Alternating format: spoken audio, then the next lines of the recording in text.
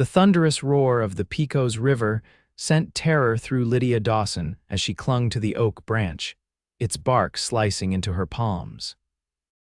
What had begun as a peaceful afternoon gathering wildflowers along the riverbank had transformed into a nightmare when the sky darkened without warning, and the distant rumble of flash flooding echoed through the canyon. Now the swollen river tore at her sodden skirts, threatening to drag her into its merciless depths with each passing second. El Paso, Texas, 1878, had seen unusually heavy spring rains, and Lydia, new to the territory, had fatally underestimated the dangers of the western landscape. The 22-year-old schoolteacher had arrived just 3 months prior from Boston, bringing with her Eastern sensibilities that provided little preparation for the harsh realities of frontier life.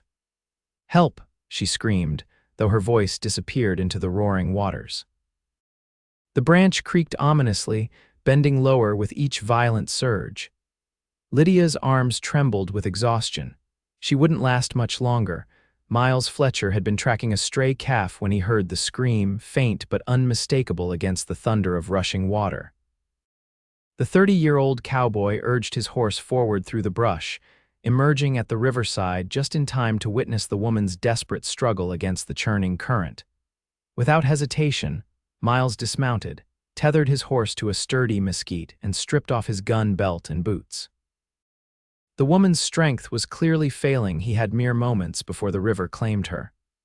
Taking a deep breath, he dove into the raging waters. The current hit him like a charging bull, tossing him sideways before he regained control.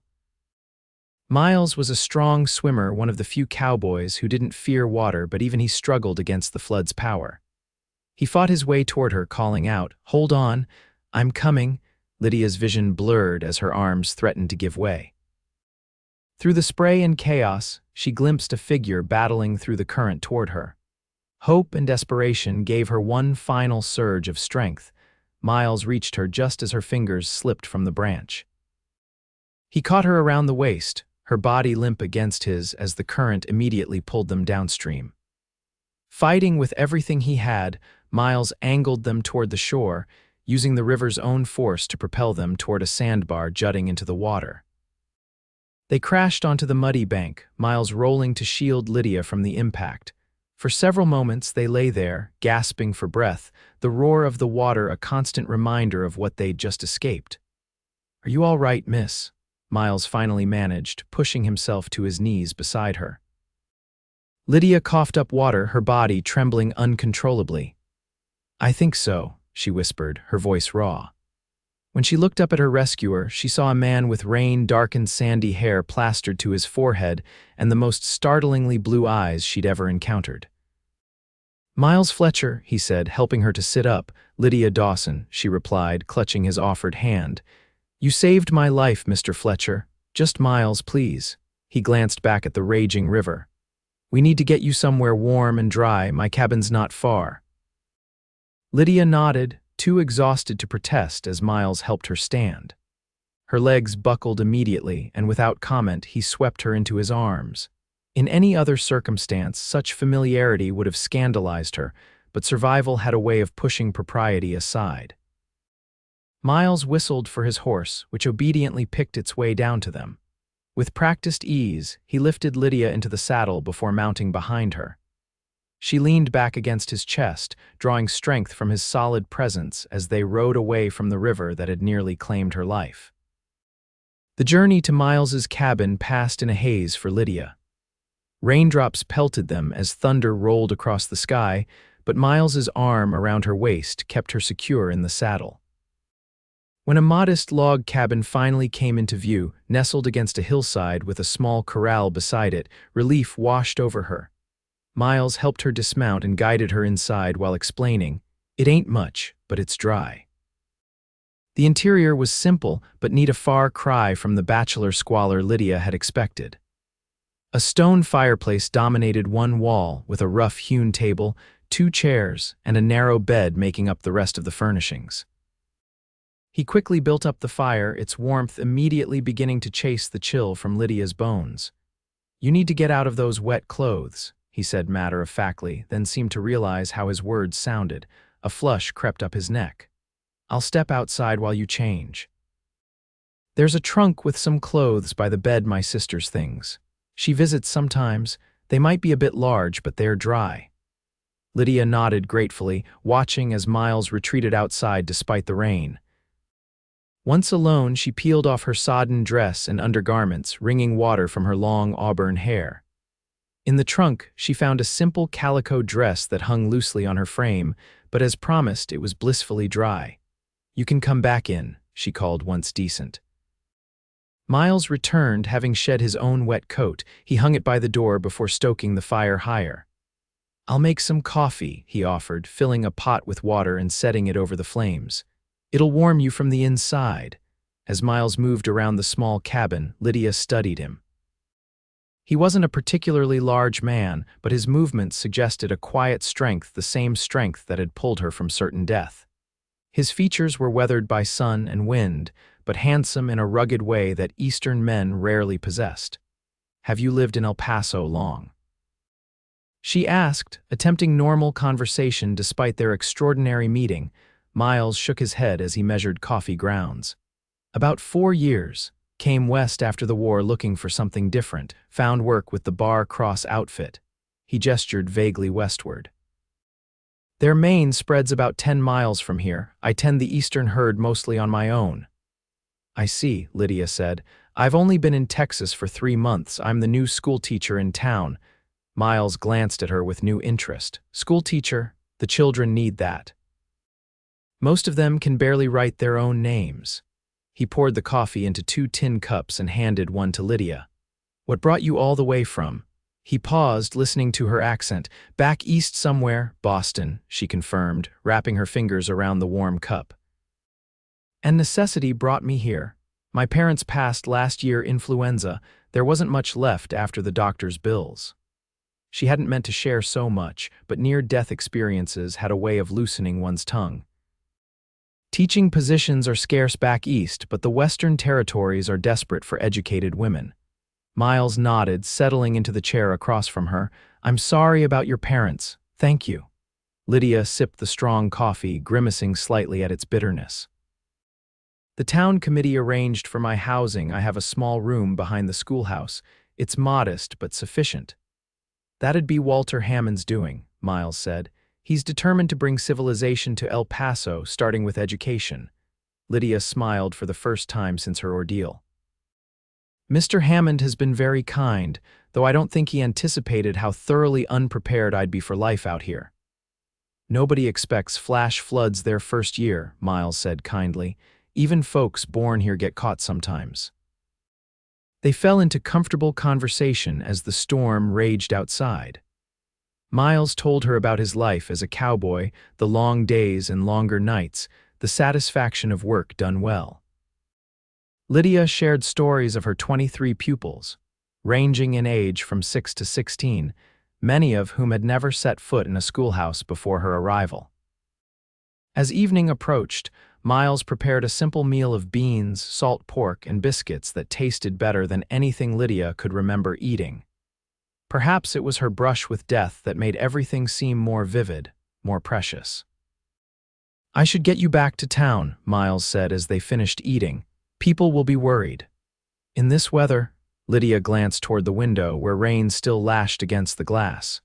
"Is it safe?" Miles hesitated, clearly torn between propriety and practicality. "The creek between here and town will be over its banks by now. We'd have to go the long way around, and that's treacherous in the dark." He rubbed the back of his neck. "Truth is, you'd be safer waiting until morning." The implications of staying overnight in a bachelor's cabin were not lost on Lydia.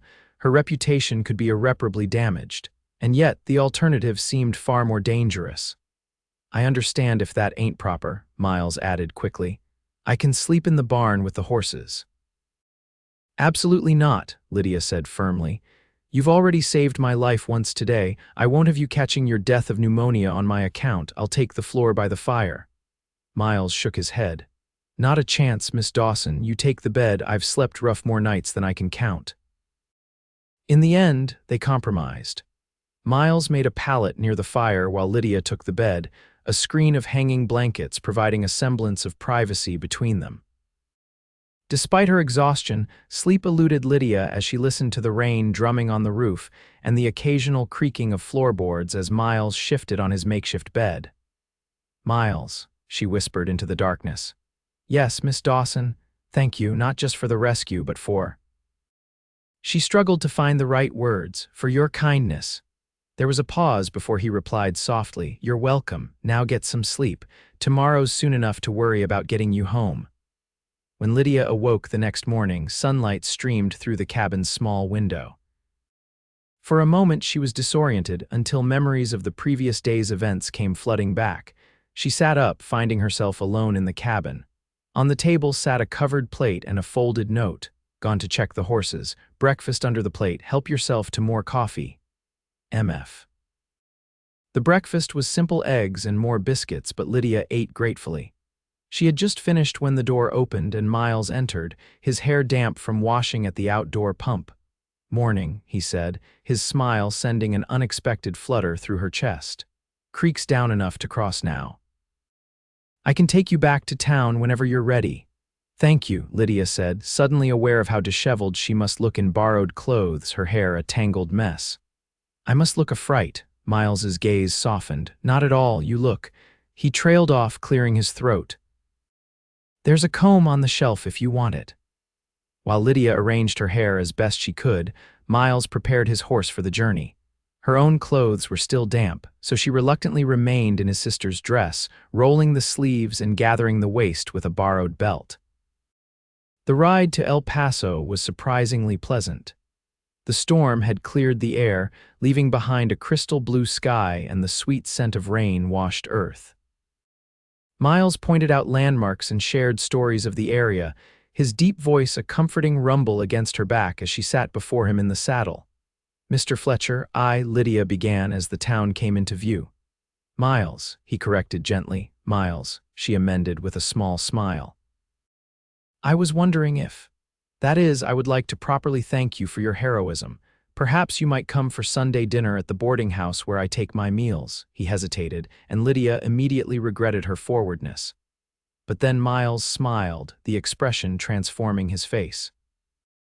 "I'd like that, Miss Dawson, thank you." "Lydia," she offered in return, feeling a blush rise to her cheeks. Their arrival in town caused quite the stir. Lydia had indeed been missed, with several townspeople organizing search parties that had been hampered by the flooding. Mrs. Perkins, the boarding house proprietress who had appointed herself Lydia's unofficial guardian, was beside herself with relief and immediately whisked Lydia away for a hot bath and proper clothes, but not before casting a suspicious eye over Miles. "That cowboy better not have taken liberties," she muttered once they were alone. "Mr. Fletcher saved my life at great risk to his own," Lydia replied firmly. "He has been nothing but a gentleman. In fact, I've invited him to Sunday dinner to express my gratitude." Mrs. Perkins raised an eyebrow but held her tongue. A bath and fresh clothes restored Lydia's spirits, though she found herself thinking of Miles throughout the day. She wondered if he would truly come to dinner or if the invitation had been accepted merely out of politeness. Sunday arrived clear and warm. Lydia took extra care with her appearance, selecting her second-best dress, a blue cotton that brought out the green in her eyes, and arranging her hair in a more flattering style than her usual severe bun. She told herself it was simply a matter of making a good impression on her rescuer, though a small voice inside suggested there might be more to it. When Miles arrived at the boarding house, Lydia almost didn't recognize him.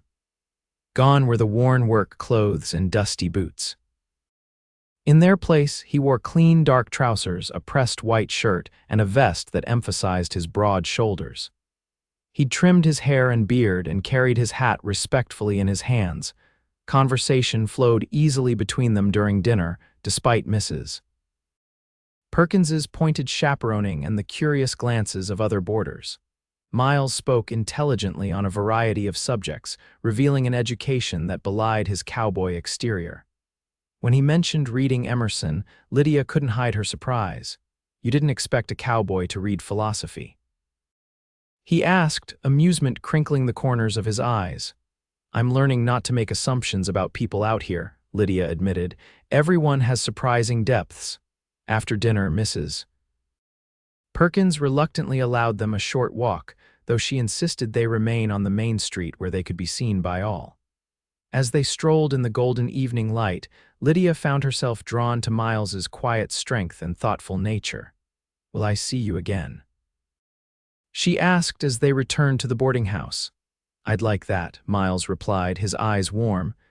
"Though I can't often get away from the ranch, maybe next market day." "I'll look forward to it," Lydia said, meaning it more than she had expected to. Over the following weeks, Lydia and Miles developed a careful friendship. He would come to town every other Saturday for supplies, and they would share a meal or a walk. Sometimes he brought her books from his surprisingly extensive collection, and she loaned him volumes of poetry that had survived her journey west. Spring blossomed into summer, and with it, Lydia's feelings for Miles grew from gratitude into something deeper. His visits became the highlight of her weeks, his letters delivered by passing cowboys, treasured possessions read and reread by lamplight. But their growing attachment did not go unnoticed. Walter Hammond, head of the town committee and Lydia's employer, called her into his office one sweltering July afternoon.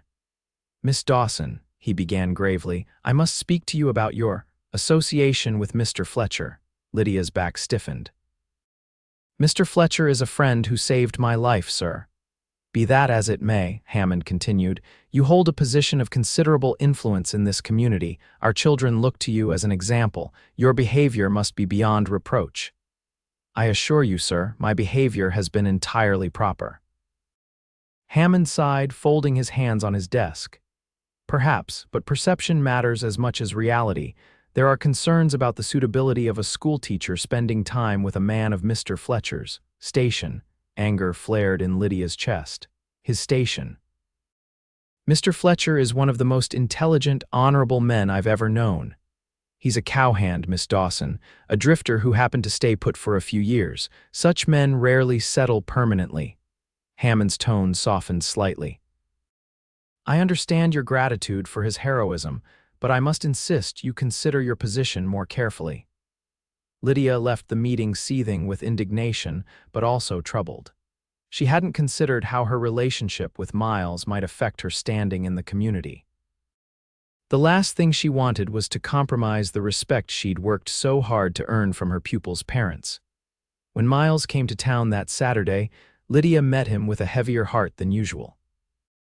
They walked to their favorite spot, a small park being cultivated at the edge of town, where newly planted trees offered meager shade. "Something's troubling you," Miles observed after several minutes of uncharacteristically stilted conversation. Lydia hesitated, then decided honesty was best. "Mr. Hammond spoke to me about our friendship. He feels it may be inappropriate given my position." Miles's expression darkened. "Because I'm just a cowboy." "Something like that," Lydia admitted. "It's ridiculous, of course." "Is it?" Miles asked quietly. "You're educated, cultured." "I've got calluses thicker than some of the books you teach from." "That doesn't matter to me," Lydia insisted, "but it matters to them, and your position matters to you." Miles looked away, his jaw tight. "Maybe Hammond's right, maybe I've been selfish, not thinking about how folks might talk." "Miles, please, I should go," he said, rising abruptly. "Got cattle to move before the heat really sets in." Lydia watched him walk away, her heart aching with words unsaid. That night she barely slept, torn between her growing feelings for Miles and her commitment to her pupils. 2 weeks passed with no word from Miles. Lydia threw herself into preparing for the new school term, but his absence left a hollow space in her days. She found herself scanning the streets whenever she went into town, hoping for a glimpse of his familiar figure. It was Lester Brown, owner of the general store, who finally mentioned him. "Heard Fletcher's taking a herd up to Colorado," he commented casually as Lydia purchased paper for her students. "Big drive, might be gone till winter, maybe longer." The news hit Lydia like a physical blow. Gone until winter, without even saying goodbye. She thanked Mr. Brown mechanically and hurried back to her small room where she allowed herself the luxury of tears she'd been holding back for days. The following morning, Lydia made a decision. She couldn't let Miles leave believing she cared more for her position than for him.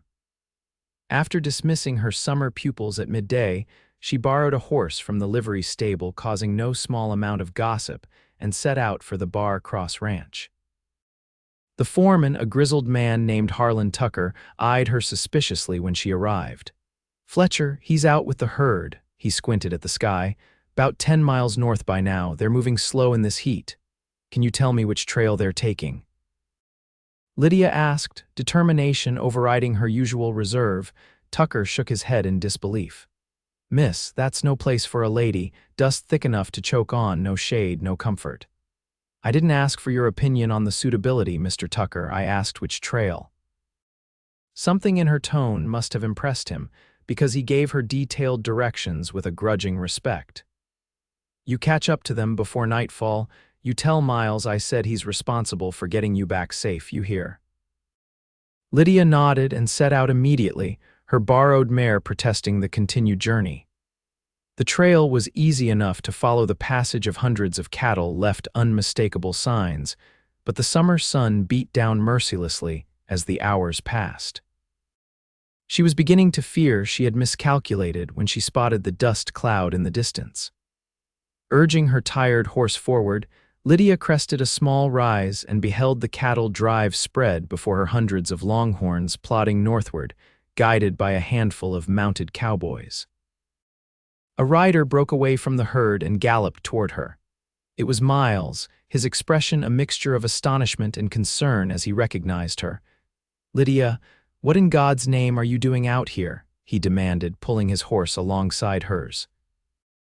"I couldn't let you leave," she said simply, her prepared speech deserting her. "Not without telling you that I don't care what Mr. Hammond or anyone else thinks. These past months knowing you have been the happiest of my life." Miles stared at her, his face unreadable beneath his dust-covered hat. "You rode all this way to tell me that?" Lydia's confidence wavered. "Yes, I had to." For a long moment, Miles said nothing. Then, slowly, a smile broke through the dust on his face. "You are the most surprising woman I've ever known, Lydia Dawson." Before she could respond, he leaned across the space between their horses and kissed her a brief, dust-flavored kiss that nonetheless left her breathless. "I can't abandon the herd," he said, regret clear in his voice. "We've got contracts to fulfill, but I'll be back, Lydia, and when I return—" He hesitated. "When I return, I'd like to call on you properly if you'll allow it." "I'd like that very much," Lydia replied, happiness warming her despite her exhaustion. Miles insisted on escorting her back to the ranch, where she could rest before returning to town. As they rode side by side, he explained his plans. The Colorado cattle sale could set him up to buy his own small spread. He'd had his eye on a parcel of land along the Rio Grande for some time. "It's good bottom land," he told her enthusiastically. "Could run a decent herd, maybe grow some crops. There's even a proper house, nothing fancy but solidly built." Lydia listened, heart swelling with each word. He was planning a future, perhaps one that might include her. At the ranch, Miles reluctantly bid her farewell, promising to write when he could. Their goodbye was bittersweet, tempered by the hope of reunion in the months ahead. True to his word, letters arrived sporadically throughout the fall. Miles wrote of the journey, the river crossings, the storms they weathered, the towns they passed through. Lydia treasured each letter, responding with news of El Paso and her growing confidence in Western ways. "Went riding alone yesterday," she wrote in October. "Mrs. Perkins was scandalized, but I find I care less and less for such opinions. The desert has its own beauty that I'm only beginning to appreciate." Winter descended on El Paso, bringing cool nights and mild days. The Colorado cattle drive should have concluded by November, but December arrived with no sign of Miles. Lydia tried not to worry, knowing delays were common, but as Christmas approached with still no word, anxiety gnawed at her. It was 2 days before Christmas when the door of the schoolhouse opened during afternoon lessons. Lydia looked up from the arithmetic problem she was explaining, the chalk freezing in her hand. Miles stood in the doorway, thinner than when he'd left and sporting a new scar across his cheekbone, but unmistakably himself. His eyes found hers immediately, a hesitant smile lifting the corners of his mouth. "Pardon the interruption, Miss Dawson," he said formally. "I was hoping to speak with you after your lessons conclude." 23 pairs of curious eyes swiveled between their teacher and the cowboy. Lydia fought to maintain her composure, though her heart raced. "Of course, Mr. Fletcher, we finish at 4 o'clock." The remaining hour of school was the longest of Lydia's life. Her pupils, sensing her distraction, were unusually restless. When she finally dismissed them, they filed out giggling and whispering, several of the older girls casting knowing looks her way. Miles waited patiently outside, hat in hand. "I apologize for surprising you at work," he said once they were alone. "I just arrived back in town and couldn't wait to see you." "What happened?" Lydia asked, noting again the new scar and the careful way he held himself as if nursing an injury. "Your letters stopped," Miles grimaced. "Rustlers hit us near the Colorado border. There was a fight. I took a bullet that got infected." He touched his side briefly. "By the time I recovered enough to travel, early snow had closed the mountain passes. I've been stuck in a one-horse town in northern New Mexico for weeks, going half mad with worry that you'd think I'd abandoned you." "Never," Lydia assured him, fighting the urge to touch his face to confirm he was really there. "I knew something must have happened." "I bought the land," Miles said suddenly. "Before the rustlers hit, the sale went through despite everything. I own 160 acres of good Rio Grande bottomland 10 miles south of here." Lydia's breath caught. "That's wonderful news." Miles stepped closer, his voice dropping. "I have something to ask you, Lydia, something I've been practicing for months." He took a deep breath. "I know I'm not the kind of man your parents would have chosen for you. I've got no fancy education or family connections, but I love you. I think I've loved you since I pulled you from that flood. And if you could see your way clear to—" Lydia didn't let him finish. Standing on tiptoe, she pressed her lips to his, propriety be damned. When they broke apart, both breathless, Miles looked stunned. "Was that a yes?" he asked hoarsely. "That was a yes," she confirmed, laughing through the tears that had somehow formed in her eyes. "Though you haven't actually asked the question yet," Miles grinned, dropping to one knee despite the curious onlookers who had gathered at a distance. "Lydia Dawson, will you marry me?" "Yes, Miles Fletcher, I will." Their wedding, held on New Year's Day, 1879, was a simple affair in El Paso's newly constructed church. Walter Hammond, to Lydia's surprise, had withdrawn his objections once Miles's land purchase became known.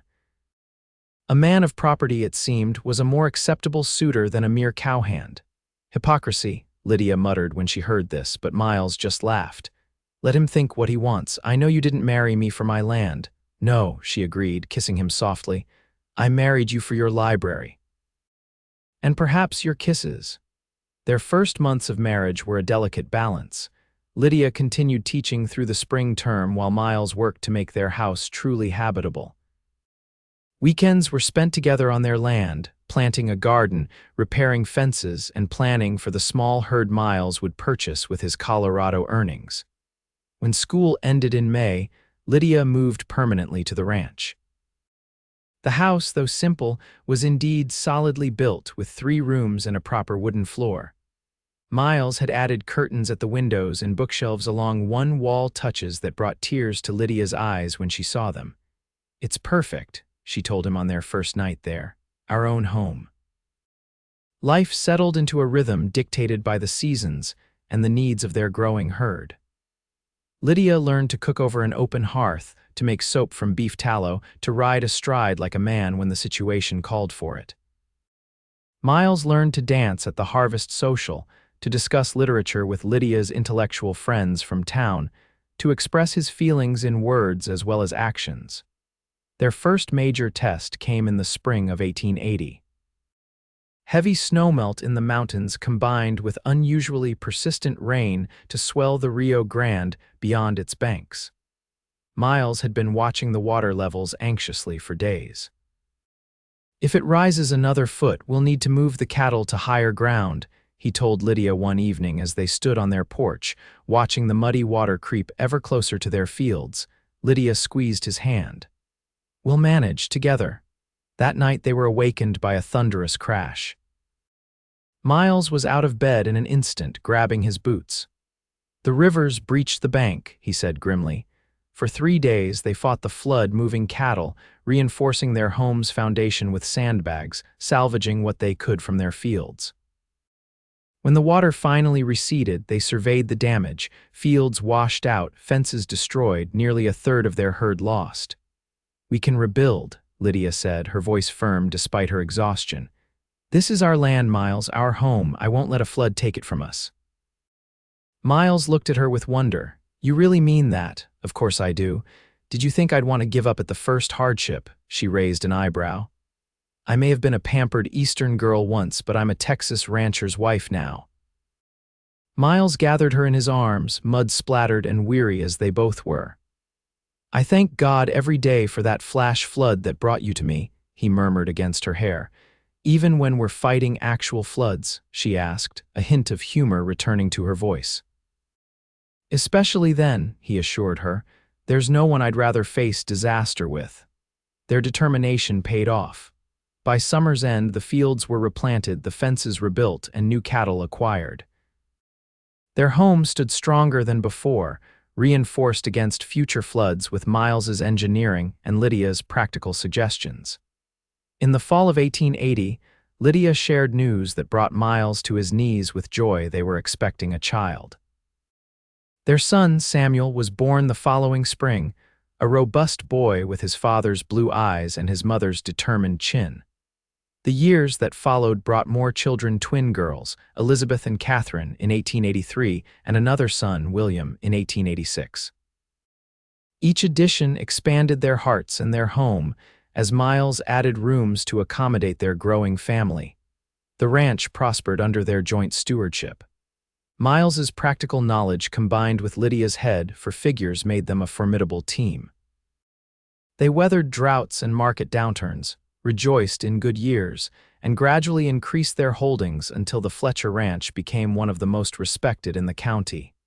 Lydia never returned to formal teaching, but education remained her passion. She taught their children at home until they were old enough to attend the school in El Paso, by then a much improved institution with multiple teachers and proper equipment.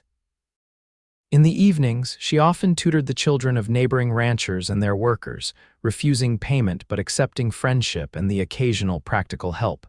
As their children grew, so did El Paso. The railroad arrived in 1881, bringing easier access to markets and a flood of new settlers. The frontier town gradually transformed into a proper city, with brick buildings replacing wooden structures and electric lights eventually replacing gas lamps. Through all the changes, Miles and Lydia's partnership remained constant. They disagreed at times, Lydia's progressive ideas occasionally clashing with Miles's more traditional outlook, but they always found common ground, their mutual respect forming the foundation of their enduring love. In 1898, 20 years after Miles had pulled Lydia from the floodwaters, they hosted a celebration at their ranch. Their children were growing up: Samuel preparing to attend college in Austin, the twins becoming accomplished young women, and William following in his father's footsteps as a rancher. Friends and neighbors gathered to mark the anniversary of their meeting, though few knew the full story of that fateful day. As twilight descended, Miles found Lydia sitting alone on their porch swing, watching the distant Rio Grande reflect the sunset's glow. "Penny for your thoughts," he said, settling beside her. "I was thinking about that day," she replied, leaning against his shoulder. "How terrified I was, how certain I was going to die. And then I came along and swept you off your feet," Miles teased. Lydia laughed, the sound as musical to Miles's ears as it had been 2 decades earlier. "More like dragged me half drowned through rushing water, but yes." Her expression softened. "I never dreamed that day would lead to all of this: our home, our children, our life together. Any regrets?" Miles asked, a hint of genuine curiosity in his voice. "You could have had a very different life. Married a banker or a lawyer, lived in a fine house in town." Lydia turned to face him, her hand coming up to trace the scar on his cheekbone, the one he'd earned defending their livelihood. "Not a single one," she said firmly. The life we've built together is more than I ever could have hoped for. You've given me adventure, partnership, and a love I didn't know was possible." Miles captured her hand, pressing a kiss to her palm. "You once told me I saved your life that day at the river." His eyes, still startlingly blue despite the lines that now framed them, held hers. "But the truth is, you saved mine just as surely. I was drifting, Lydia, with no real purpose beyond the next season, the next drive.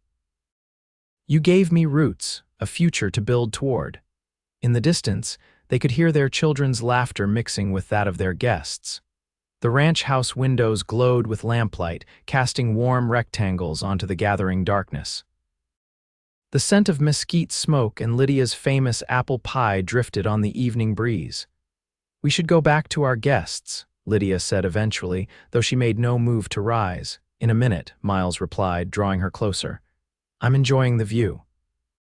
Lydia followed his gaze to the land. They'd cultivated together, fields of grain swaying in the gentle evening breeze, cattle dotting the pastures, the orchard they'd planted when the twins were born now bearing abundant fruit.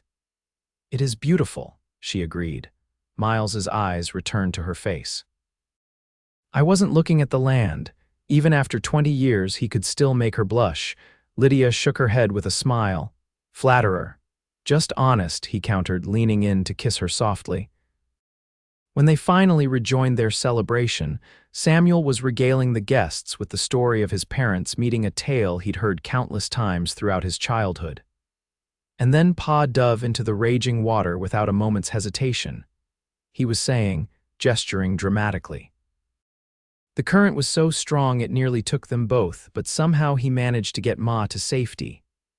"That's not quite how I remember it," Miles murmured to Lydia. "Pretty sure I was terrified the whole time." "Hush," she whispered back, "don't ruin the legend." Later that night, after the guests had departed and their children had retired to bed, Miles and Lydia stood once more on their porch, arms wrapped around each other against the cooling night air. 20 years, Miles marveled. "Sometimes it feels like yesterday that I spotted you clinging to that branch. And sometimes it feels like we've always been together," Lydia replied, "as if my life before you was just preparation." Miles brushed a strand of silver-streaked auburn hair from her face. "I plan on at least 20 more years with you, Mrs. Fletcher, fair warning." "Only 20, Lydia teased. "I was hoping for 30 at minimum." "I accept your terms," Miles said solemnly before breaking into a grin. "Shall we seal the agreement properly?" Their kiss, witnessed only by the stars and the distant murmur of the Rio Grande, held all the tenderness of new love and the comfortable certainty of a passion that had weathered 2 decades of challenges and joys. Life would continue to bring changes. Their children would grow up and forge their own paths, some near, some far from the ranch that had nurtured them. El Paso would continue its transformation from frontier outpost to modern city. The century would turn, bringing automobiles and telephones, and eventually an even greater war than the one Miles had fought in his youth. Through it all, Miles and Lydia Fletcher would face each challenge and celebrate each blessing together, their bond forged in the floodwaters of the Pecos River and strengthened by every trial and triumph that followed. Their story, which began with a desperate rescue on a rain-swollen river, would become a family legend passed down through generations, a testament to courage, commitment, and the transformative power of love that arrives when least expected and lasts a lifetime. And on quiet evenings, long after their children had homes of their own, Miles and Lydia would still sit on their porch swing, watching the Rio Grande flow past their land, her head on his shoulder, his arm around her waist, grateful for the flash flood that had nearly claimed a life but instead had given them both a future neither could have imagined, richer, more challenging, and infinitely more rewarding than the separate paths they might have walked.